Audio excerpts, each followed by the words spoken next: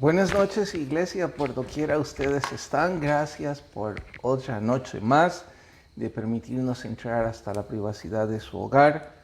Por favor, hagan el tiempo para no continuar con las actividades de la casa, sino dedicar el tiempo para que estudiemos la Biblia juntos y dediquemos un ratito a nuestro Señor. No sin antes, claro está, pedir la bendición en oración.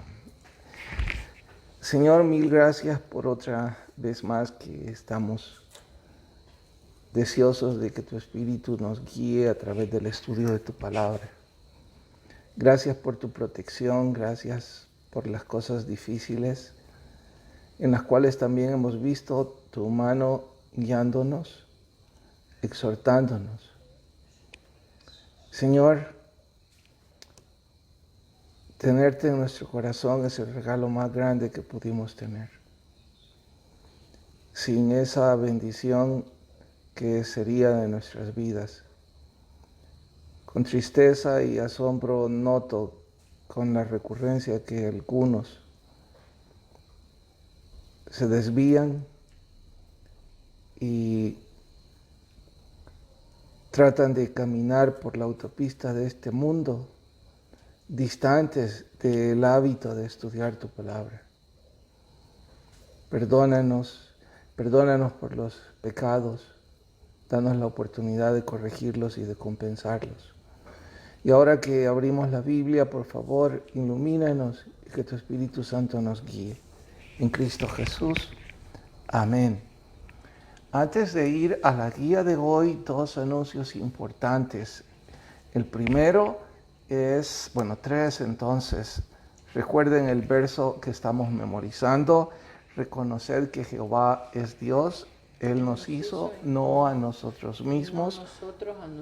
Y no nosotros a nosotros mismos. Ovejas suyos somos. Pueblo suyo somos y ovejas de su prado.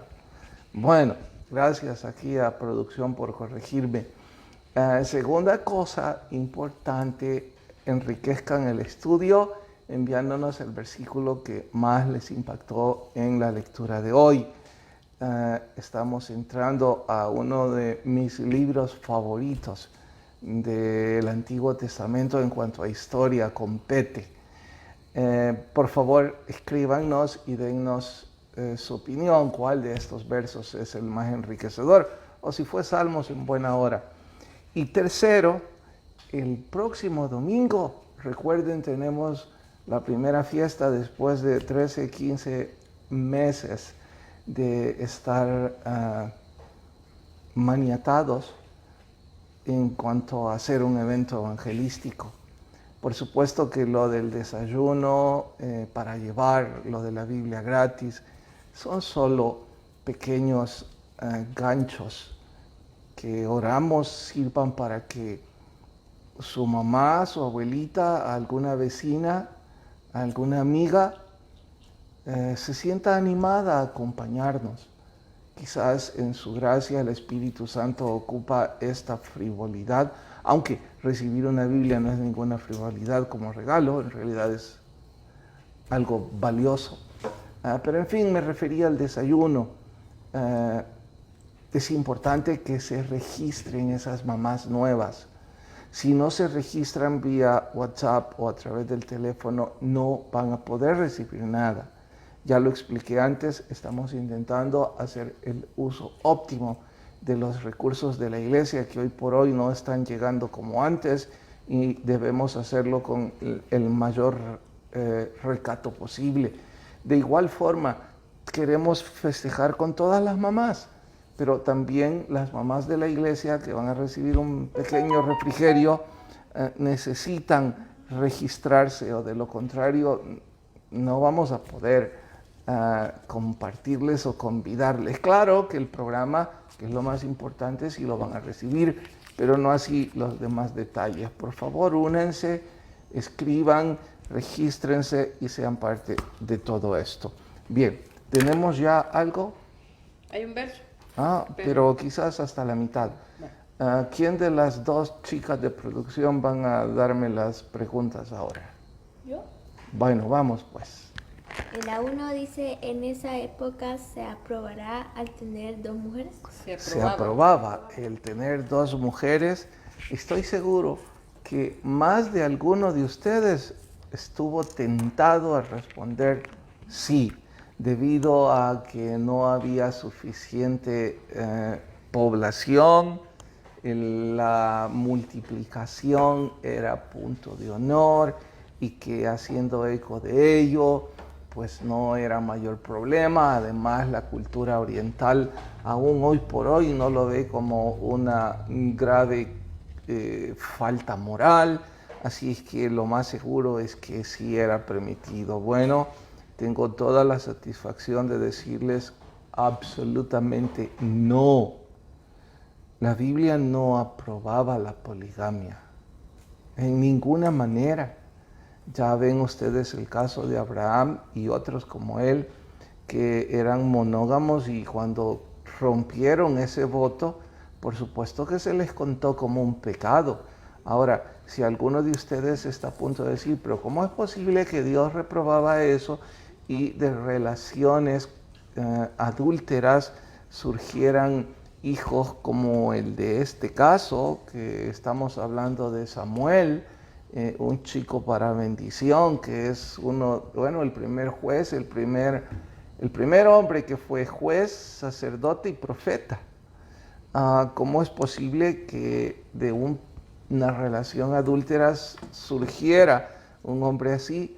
No debe sorprendernos que Dios en su gracia y en su misericordia abrace el resultado de un error de sus padres, y que no el pecado de sus padres alcance a sus hijos cuando estos tienen la elección de cambiar el error de sus padres, sin dejar de mencionar que también sus padres tienen la elección de cambiar su propio error. No voy a intentar con esto justificar a Ana al decir que la pobre era estéril en un mundo en donde en ese entonces en donde no tener hijos era prácticamente la muerte. Siendo estéril y sin tener esposo, pues estaba condenada, sin exagerar una pizca. Así es que pobrecita, en este caso se aplaude, se entiende, nada de eso. Todo sería pura teorizar y puro querer justificar un error. Y lo que hacemos casi siempre, intentar justificarnos de nuestros actos pecaminosos, tratar de buscar culpables, y en ello no importa si es la circunstancia, si es el país, y el colmo sería Dios nos empujó a esto. Es absurdo. Es más fácil con total humildad caer de rodillas y pedir perdón a Dios por nuestro error, y en ese caso es probable que alcancemos misericordia, como el caso de Ana y de muchos otros más. No sería el único emblemático en la Biblia que surge de un caso de adulterio. Recuerden que Salomón viene del caso de adulterio más sonado en la Biblia. Sin embargo, ya conocemos su historia y la predilección de Nuestro Señor hacia ese niño. En fin, en la genealogía de nuestro Salvador aparecen 3 mujeres o 4 que no son el mejor ejemplo para una genealogía. Una mujer que se dedicó a la prostitución, la otra que se vistió como una prostituta, la otra moabita, y bueno, la cuarta, no me acuerdo. No, la cuarta que aparece en la genealogía es María y no tiene tacha alguna. Las primeras 3 sí, y lo puse como ejemplo de lo que antes he dicho. Así es que en lo absoluto no se aprobaba la poligamia, muchísimo menos ahora. Eso se aprueba. Bien. 2. Sí. ¿Fue el voto de Ana lo que movió la ayuda de Dios? Absolutamente no. Creo que algunos, no sé si bien o mal intencionados religiosos, intentan interpretar que fue la promesa que Ana hizo a Dios lo que arrancó el favor de Dios.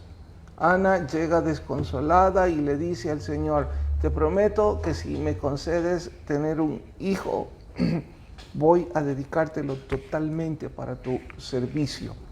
Entonces Dios, conmovido porque le van a regalar un bebé, decide hacer el milagro.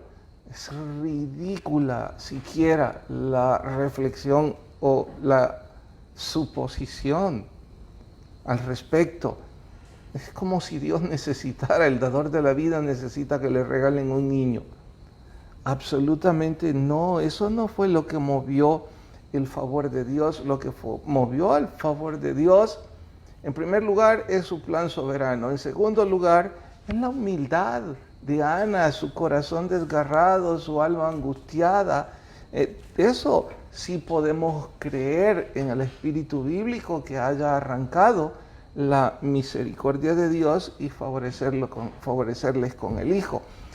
En cuanto a aplicar esto, cuán grande necedad de muchos de andar prometiendo cosas a Dios, creyendo que por ese compromiso, por ese pacto, por ese ofrecimiento, entonces Dios va a favorecernos.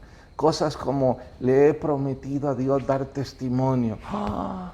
¡Wow! ¡Qué gran ganancia para Dios que demos testimonio! Si nuestro deber es dar testimonio de las cosas difíciles y de las cosas no difíciles que Dios permite en nuestra vida, no solo de 1 o 2 milagros u otros. Le he prometido a Dios esta ofrenda, le he prometido a Dios este niño. Es como si tuviéramos un Dios que se dedica a hacer negocios, mercadear con esto. Es absurdo.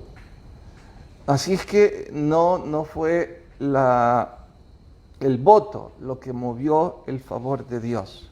El hermano Alonso pregunta, que creo que ya lo contestaste, pero como él hizo la pregunta, te la voy a decir. Dale. Quisiera preguntar, esta promesa que hizo ella en dar a su hijo, ¿podría haber sido una promesa que no necesitaba hacer para que Dios la escuchara? Absolutamente de acuerdo. Es más, hermano Alonso, le quiero llevar a esto, a todos. ¿Cuál era la ordenanza prioritaria al respecto del primer hijo? ¿Alguien la recuerda? Que tenía que ser consagrado. O sea, Señor, te ofrezco que te voy a dar mi primer hijo. Si no te estoy preguntando si esa era la orden. ¿Cuál promesa? ¿Cuál voto? Qué buena que yo no soy la primera. Sí, cierto. Pero, ahora que lo decís, en realidad esto también me lleva a la cuarta pregunta, la cual dice, ¿cuántas mamás habrán consagrado alguno de sus hijos a Dios? Oigan, mamás, les pregunto, ¿acaso no sería eso lo más sabio y sensato que deberíamos todos los papás hacer respecto a nuestros hijos? Consagrarlos a Dios. Pero les voy a explicar por qué los judíos no consagraban a Dios a sus primogénitos, ni a ninguno. Porque en ese entonces un hijo significaba dinero. Entonces, si lo dejaban al servicio del ministerio, dejaban de recibir dinero. Así es que entre más hijos tenían, más dinero iban a recibir porque más mano de obra productiva tenían. Y como ellos eran egoístas, ellos eran mezquinos, ellos pensaban en sí mismos, entonces no querían consagrar a ningún hijo. ¡Qué necedad! Dios les dijo, solo denme uno, y no quisieron hacerlo con ninguno. Ahora, las cosas no son muy diferentes. Lo que difiere es que papás o mamás, cuando piensan que su hijo va a ir al ministerio, ¡ay, qué tristeza, qué frustración! Yo no crié a mi hijo para terminar como un pastor. Porque seguro piensan que eso es una profesión,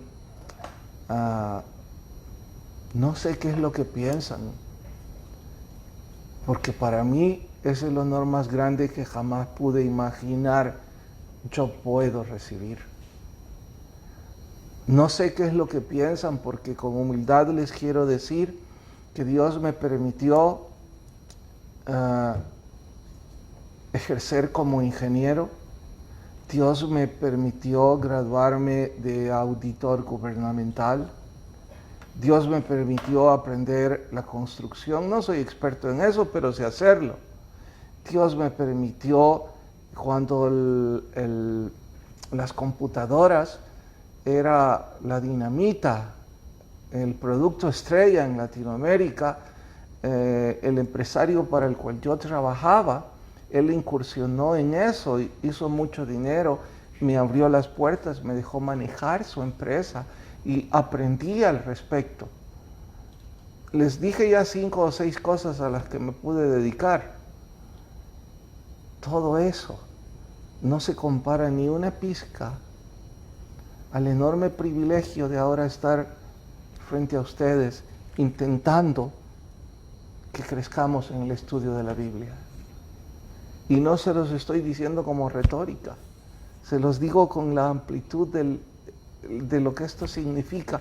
Hablé el otro día con un muchacho que, por cierto, está estudiando ingeniería y que él está viendo su vida en 5 años y está planeando su vida, y yo no le culpé en cuanto a su visión, porque todos alguna vez en esa edad tuvimos visión como la que él me mostró quería alcanzar.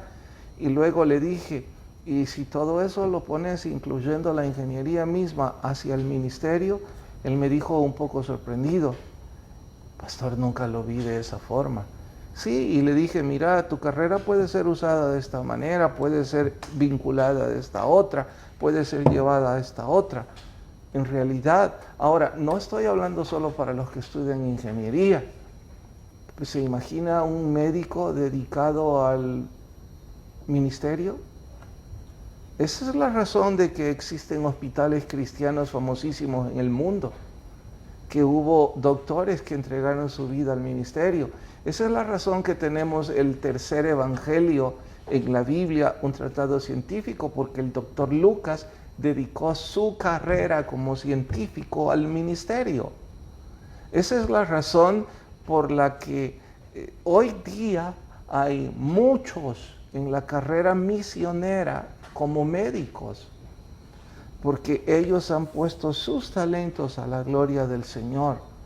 Yo les diría a todos los papás que menosprecian esto de no consagrar a sus hijos, están cometiendo el horror más grande de sus vidas. Quiera Dios que su ambición y su vanidad no se revierta en un hijo que se aparta de los caminos del Señor. No se los deseo, pero lo advierto. No vayan en esa dirección. Siguen. 3. Significado. La pregunta 3. De Samuel, significado de Samuel. No, ya no voy a seguir porque ya se acabó el tiempo, son las 8:23. Tengo que ir a el libro, al menos una de Salmos y una de el libro de Bonhoeffer. Así es que, pero antes el versículo, ¿o todavía esperamos? Creo que ya. ¿Ya? ¿Cuál? Creo que Salmo 108.1. Salmo 108.1, ¿qué dice? Ahorita. Ahí están buscando. Salmo 108.1. 1 dice, mi corazón está dispuesto, oh Dios, cantaré y entonaré salmos, esta es mi gloria.